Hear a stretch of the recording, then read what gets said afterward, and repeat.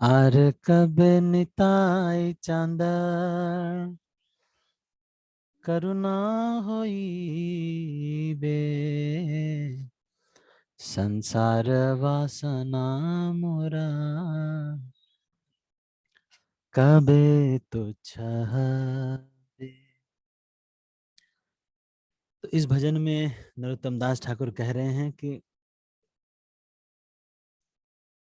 एक भक्त का ऑब्जेक्टिव नंबर 1 जो रहता है वो ये रहता है कि कब मैं गौरांग बोलूंगा और फिर पूरा हृदय फट जाएगा और मैं एकदम भाव विह्वल हो जाऊंगा।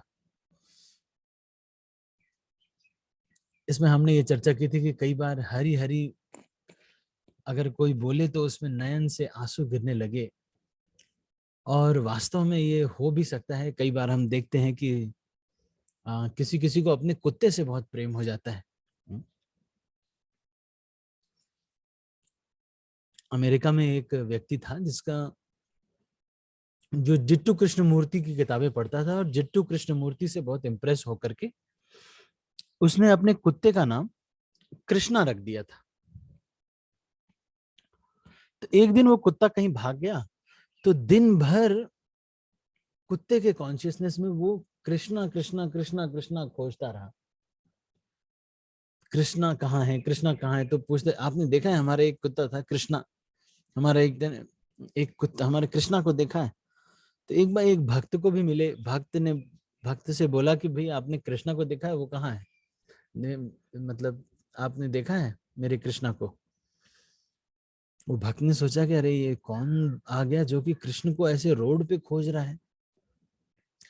तो वो उनको ले गए मंदिर में, और मंदिर में भगवान विग्रह के दर्शन कराए, और फिर वो भक्त बन गए।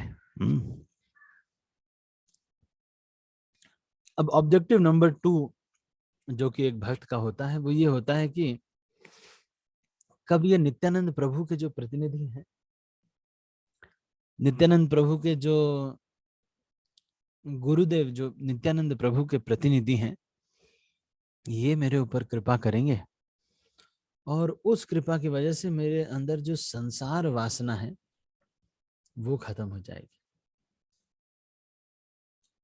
संसार वासना मतलब बहुत बड़ा साम्राज्य, बहुत बड़ा संसार मत हो, सुविधाओं का। तो ऐसी जो वासना है मेरे अंदर, वो कब मेरे अंदर तुच्छ हो जाएगी। तो इसका अर्थ यह भी है कि जो व्यक्ति के अंदर के ऊपर वास्तव में गुरु की कृपा अगर दिख रही है, तो ज्यादा संसार बढ़ाना नहीं चाहेगा।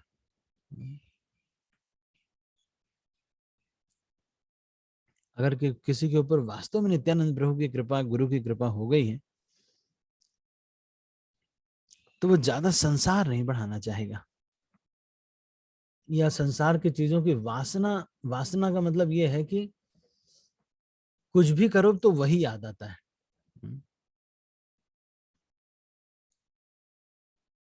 जैसे अगर आपको वॉशिंग मशीन आपकी वासना में आ गया है, तो हमेशा washing machine washing machine washing machine, Amazon पे, फ्लिपकार्ट पे, सब जगह वॉशिंग मशीन ही दिखेगा।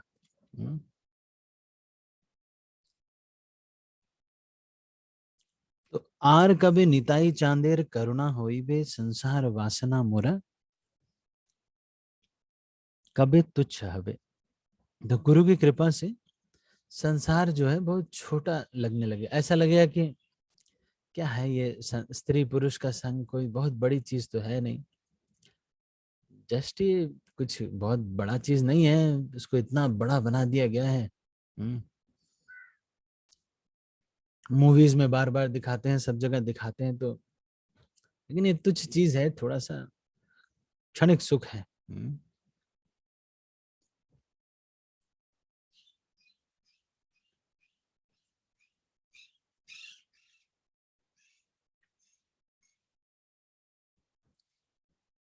उसके बाद ये कह रहे हैं कि विषय छाड़िया कबे शुद्ध हबे माना कबे हम हे रबो श्री वृंदावना। कह रहे हैं कि ऐसा कब होगा कि जब मैं विषय सब हमसे छूट जाएंगे, मतलब एक भी दिन ऐसा नहीं होगा जब मैंने अपनी इंद्रिय भोग किया या फिर इंद्रियों को विषय में लगाया। मतलब दिन भर में कभी भी कोई टाइम वेस्ट किया ही नहीं, हमेशा इंद्रियां मेरी हमेशा कृष्ण की सेवा में ही लगी रही। एक दिन ऐसा आएगा जिस दिन मैं 24 घंटे में एक बार भी कभी यूट्यूब नहीं देखूंगा, एक बार भी कभी शॉर्ट्स वीडियोस नहीं देखूंगा। 24 घंटे पूरे के पूरे बीत जाएंगे और मैं ना न्यूज देखूंगा, कुछ भी नहीं देखूंगा। एक मिनट भी मैं भगवान की सेवा के अलावा, एक दिन जरूर ऐसा आएगा। ये भक्त के ऑब्जेक्टिव्स ऑफ लाइफ में ये होते हैं। विषय छाड़िया कबे शुद्ध हबे मन, कबे हम हिराबो श्री वृंदावन। वृंदावन का मतलब ये है कि first service is Krishna service. Krishna's pleasure is more important than my pleasure. This is Vrindavan. तो ऐसा कब हो जाएगा कि हमेशा कृष्ण की प्रसन्नता के लिए अपने सुख को कॉम्प्रोमाइज करने की आदत सी हो जाएगी। उसके बाद फिर कह रहे हैं, रूप रघुनाथ पदे होई बेआकुति, कबे हम बुझावो से जुगल प्रीति। इसके बाद कह रहे हैं कि कब ऐसा होगा जो ये हमारे रूप रघुनाथ के जो पद हैं इनके द्वारा जो लिखी गई किताबें हैं, इनको मुझे खूब पढ़ने का मन करेगा और इनमें जो आदेश दिए गए हैं इनको पालन करने का मन करेगा। और कब ऐसा होगा कि मैं जुगल प्रीति जो है, जो राधा कृष्ण में प्रीति है, उसको समझ जाऊंगा। कभी हम बुझावो से जुगल प्रीति इसको मैं समझ पाऊंगा, जुगल प्रीति क्या है इसको समझ पाऊंगा। ज्यादातर लोग तो यही समझते हैं कि भगवान, अभी आजकल बहुत सारा चल भी रहा है न्यूज में, आप देखते हैं कि किसी ने कह दिया कि भाई ये तो बहुत छोटे उम्र के थे और इसको वो कहते हैं, लेकिन हम तो देख रहे हैं भगवान तो मात्र 6 साल के 7 साल के थे तब रासलीला मैंने 6 साल पे गोवर्धन उठाया था। तो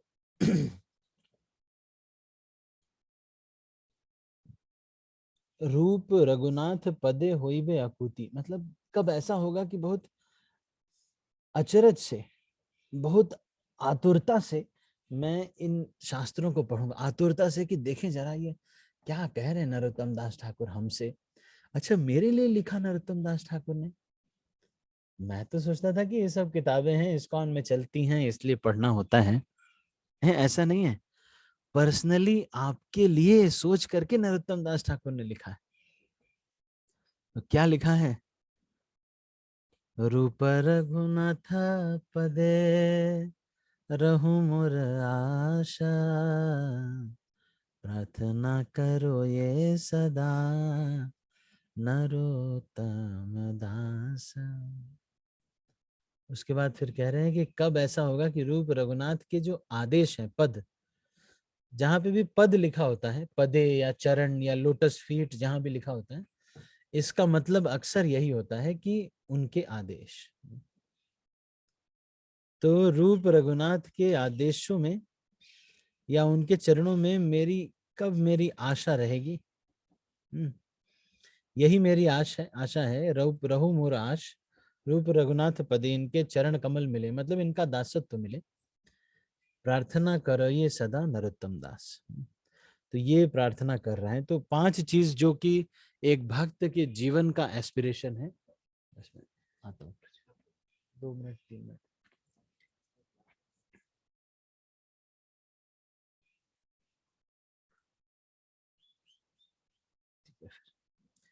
तो 5 चीजें क्या क्या हैं, एक तो हरि नाम में इतना रुचि आ जाए कि जैसे ही बोले वैसे ही पुलक आ जाए।